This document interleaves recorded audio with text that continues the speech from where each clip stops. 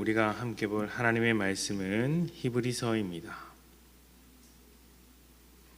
히브리서 10장 38절과 39절. 히브리서 10장 38절과 39절 말씀 제가 봉독합니다. 나의 의인은 믿음으로 말미암아 살리라. 또한 뒤로 물러가면 내 마음이 그를 기뻐하지 아니하리라 하셨느니라. 우리는 뒤로 물러가 멸망할 자가 아니요 오직 영혼을 구원함에 이르는 믿음을 가진 자니라. 아멘. 역사가들이 우리나라 전체 역사 중에서 가장 결정적이고 중요한 사건 하나를 꼽으라고 한다면 모두들 6.25 전쟁을 꼽는다고 합니다. 일제로부터 해방되고 얼마 되지 않아서 벌어진 이 전쟁으로 나라의 모든 이슈가 삼켜졌고 또 결과적으로 나라가 둘로 쪼개지는 큰 고통을 겪게 되었습니다. 지금까지 이 고통은 이어지고 있는데 이로 인한 후유증이 만만치 않습니다. 온 나라를 흔들고 지금까지 영향력을 미치고 있는 6.25가 역사적으로 가장 비극적인 사건이자 중요한 사건이라고 할 수 있는 것이죠. 6.25 전쟁 중에 우리나라가 낙동강 아래로 밀려서 패배 직전까지 몰린 상황이 있었습니다. 그러다가 인천 상륙작전으로 북한의 보급로를 끊고 서울을 탈환했고 북한을 몰아붙였습니다. 하지만 이내 중공군이 쳐들어왔고 일사후퇴를 함으로 인해서 또 공방을 벌이게 되었습니다. 서울을 탈환하고 재탈환하고 이것이 반복되는 가운데 이 공방이 얼마나 치열했던지 작은 언덕, 고지 하나를 두고 수많은 사람들이 희생한 이야기는 지금도 영화의 소재로 사용되고 있습니다. 왜 그렇게 치열하게 공방을 벌였느냐? 밀리면 끝장이라는 생각이 있었기 때문이죠. 전쟁이 벌어지면 일단 치열하게 싸웁니다. 정말 치열하게 싸웁니다. 조금이라도 밀리면 죽는 것이기 때문에 모든 방법을 동원해서 밀리지 않으려고 발버둥을 치면서 싸웁니다. 전쟁의 결말이 비극이 될 수밖에 없는 이유가 바로 여기에 있습니다. 일단 밀리지 않기 위해서 물불을 가리지 않고 다투기 때문이겠죠. 우리는 매일같이 영적인 전쟁을 치르면서 살고 있습니다. 영적인 전쟁이라는 것은 일종의 영역 싸움과 같습니다. 하나님 나라와 사단의 나라가 각각의 영역 싸움을 벌이는데 이 싸움이 우리 안에서 아주 치열하게 벌어집니다.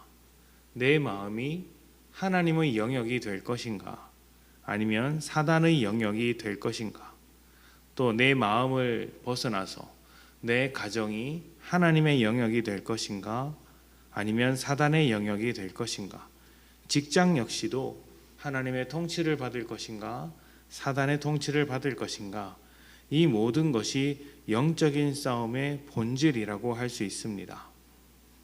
사단의 나라는 온갖 속임수로 우리에게 다가옵니다. 그리고 말을 합니다. 하나님의 통치를 받는 것으로는 부족하니, 또 하나님의 통치를 받는 것은 너에게 좋지 않으니 세상으로 넘어와라. 이 세상을 추구해라. 네가 원하는 것은 이 세상 속에 다 있으니 이것을 가져라. 이렇게 유혹합니다. 이 유혹에 넘어가면 사단의 나라로 넘어가는 것이고 사단의 통치를 받는 것이겠죠. 영적인 전쟁에서 패배하는 것이라고 할 수 있습니다. 그래서 성경은 항상 우리에게 말을 합니다. 나의 의인은 세상의 여러 가지 것들로 사는 것이 아니라 믿음으로 사는 것이다. 의인은 믿음으로 사는 것이다. 그러니 믿음의 자리에서 물러서지 마라. 이 전쟁에 있어서 제일 놀라운 것은 이 전쟁의 승패가 우리에게 달려있지 않다는 것입니다. 39절에서 이미 우리의 영역이 어디에 속한 것인지를 말하고 있습니다. 뒤로 물러가 멸망할 자가 아니라 영혼을 구원함에 이르는 믿음을 가진 사람들, 이것이 우리의 위치인 것이죠. 하나님 나라에 이미 머물고 있는 하나님의 백성이라는 것입니다. 그래서 사단이 할 수 있는 일이라고는 속임수밖에 없습니다. 사단이 우리를 통치할 수 없고 우리의 자리를 빼앗을 수 없으니 우리에게서 우리가 하나님을 잊게 만드는 것이죠. 속이는 것입니다. 이러한 하나님의 놀라운 사랑과 은혜, 우리를 자신의 품 안에 품어주신 그 사랑과 은혜, 하나님의 다스림을 의지하는 믿음을 잃어버리도록 만들어서 사단의 속임수로 넘어가게 만들어서 하나님의 백성이면서도 사단의 백성처럼 살도록 하는 것이죠. 그러면 사단의 나라가 더 확장되는 것 아니겠습니까? 이 유혹에 넘어가, 이 속임수에 넘어가서 사단의 백성처럼 살아가는 그리스도인들이 종종 있습니다. 그것만큼 어리석은 일은 없겠죠. 영적인 싸움의 핵심은 속지 않는 것입니다. 세상에서 말하는 수많은 주장과 여러 가지 이야기들 속에서 또 수많은 거짓말 속에서 자기의 마음을 지키는 것이죠. 하나님의 자리를 빼앗으려는 수많은 이야기들로부터 자기의 믿음을 지키는 것이 영적 전쟁에서 승리하는 유일한 비결이라고 할 수 있습니다. 세상의 말이 그럴듯해 보이지만 사실 그것은 우리를 넘어지게 하는 말에 불과합니다. 하나님의 마음을 잊어버리게 만드는 말에 불과합니다. 하나님을 의지하도록 만드는 것이 아니라 우리 자신을 의지하게 만드는 말에 불과합니다.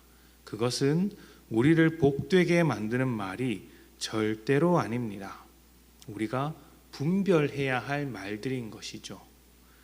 세상이 우리를 보장해 줄 것처럼 수많은 거짓말을 쏟아낼 때 우리는 우리의 마음을 지켜야 합니다. 우리는 믿음으로 살아가는 사람들이기 때문이죠. 뒤로 물러가면 하나님 나라가 패배하는 것과 같습니다. 사단과 하나님을 어떻게 비교하겠습니까? 하나님께서 패배하시는 것과 같은 상황이 우리의 삶에서 벌어지면 그것이 가능한 일이겠습니까? 그것이 좋은 일이겠습니까? 그러니 우리가 해야 할 일은 사단에게 속지 않는 것, 그리고 하나님을 향한 믿음으로 날마다 살아가는 것입니다. 이 치열한 전쟁 속에서 오직 믿음으로 살아가는 하나님의 의로운 백성들이 되시기를 소망합니다. 하나님께서 통치하실 때 하나님 나라가 확장되며 우리 삶에도 더욱더 복된 축복이 넘칠 것입니다. 함께 기도합시다.